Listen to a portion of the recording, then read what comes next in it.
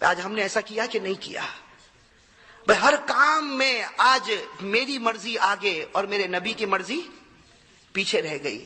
میرے بھائیو، ہمارے یہاں جو شادیاں ہوتی ہیں، نکاح ہوتے ہیں، سچ بتاؤ کس کی مرضی آگے ہوتی ہے اور کس کی مرضی پیچھے ہو جاتی ہے؟ بھائی کارڈ تقسیم ہوتا کہ نہیں ہوتا؟ بھائی شادیوں میں کارڈ تقسیم ہوتا نہیں ہوتا؟ شاید ہندوستان میں ہوتا ہوگا، ساؤتھ افریقہ میں نہیں ہوتا ہوگا۔ ارے بھائی ہوتا نا، کارڈ تقسیم ہوتا، اور ہوتا تو ہوتا، اور جس کے گھر میں کارڈ نہیں پہنچتا اس کے پیٹ میں کتنا دکھتا؟ بھائی دکھتا کہ نہیں دکھتا؟ اتنا دکھتا کہ کہتا کہ اب میرے یہاں کچھ ایسا ہونے دو نہ، میں اس کو دعوت دوں گا، اور اگر میں مر گیا تو وہ میرے جنازے میں نہیں، اور وہ مر جائے تو میں اس کے جنازے میں نہیں۔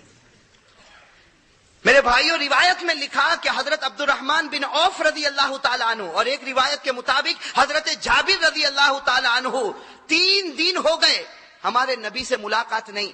3 دن کے بعد ہمارے نبی سے ملاقات ہوئی تو ہمارے نبی نے پوچھا کہ جابر 3 دن سے میری مجلس میں نظر نہیں آتے، کیا معاملہ ہوا؟ حضرت جابر رضی اللہ تعالیٰ عنہ نے کہا کہ اللہ کے رسول میرے نکاح ہو گئے، اللہ کے رسول میرے نکاح ہو گئے۔ ہمارے نبی نے بڑی خوشی کا اظہار کیا اور فرمایا بارک اللہ لکما وجمع بینکما بالخیر، اللہ تم دونوں میں برکت دے اور اللہ تم دونوں میں خوب محبت پیدا فرمائے۔ میرے بھائیوں، اس وقت بلکہ ابھی بھی اور قیامت تک زمین پر ہمارے نبی صلی اللہ علیہ وسلم سے بڑھ کر کوئی کامل انسان نہیں، لیکن حضرت جابر کا نکاح ہوا اور ہمارے نبی کو پتا چلا، اور جب پتا نہیں چلا تو تکلیف ہوئی، اور پھر ہم کو کیوں تکلیف ہوتی ہے؟ ہمارا درجہ کیا نبی کے درجے سے اونچا ہو گیا؟ ارے میرے بھائیو، آج ہمارے نکاح کے اندر اور ہماری شادیوں کے اندر اتنے خرافات ہوتے، 5 وقت نماز پڑھنے والا، زکوٰۃ دینے والا، اللہ کے راستے میں نکلنے والا، بلکہ ہر سال عمرہ کرنے والا، کوئی رمضان خالی نہیں جاتا کہ وہ عمرے میں نہ جاتا ہو، لیکن اس کے گھر میں جب شادی ہوتی ہے تو تصویریں اور فوٹو نکالا جاتا نہیں نکالا جاتا؟ ارے بھائی ہوتا کہ نہیں ہوتا؟ اور جب پوچھو کہ بھائی تو اتنا پابند آدمی ہے، تیرے یہاں پر ایسا کیوں ہوا؟ تو کہتا مولانا اصل میں میرا معاملہ نہیں، وہ میری ہوم منسٹر کا پرابلم ہے جو ہے نا۔ تو میرے بھائیو، بیوی کی مرضی آگے ہو گئی اور تیرے نبی کی مرضی میں پیچھے ہو گئی نا۔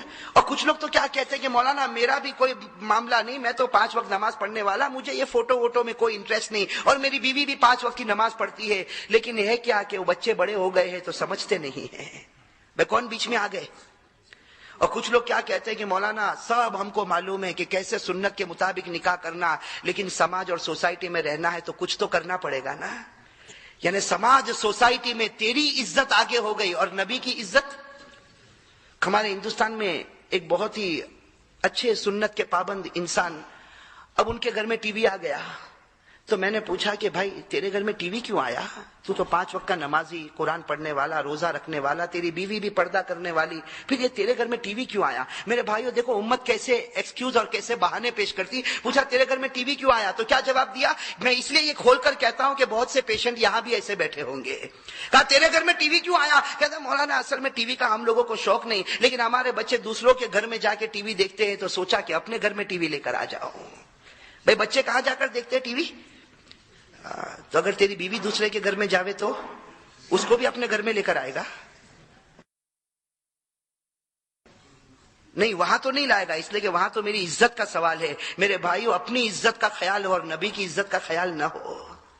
اپنی مرضی آگے ہوتی ہو اور جناب نبی کریم صلی اللہ علیہ وسلم کی مرضی پیچھے ہوتی ہو۔ میرے بھائیو یاد رکھو، جس نے اپنی مرضی کو آگے کیا اور نبی کی مرضی کو پیچھے کر دیا، اللہ نے اس قوم کو برباد کر دیا، اللہ نے اس قوم کو برباد کر دیا۔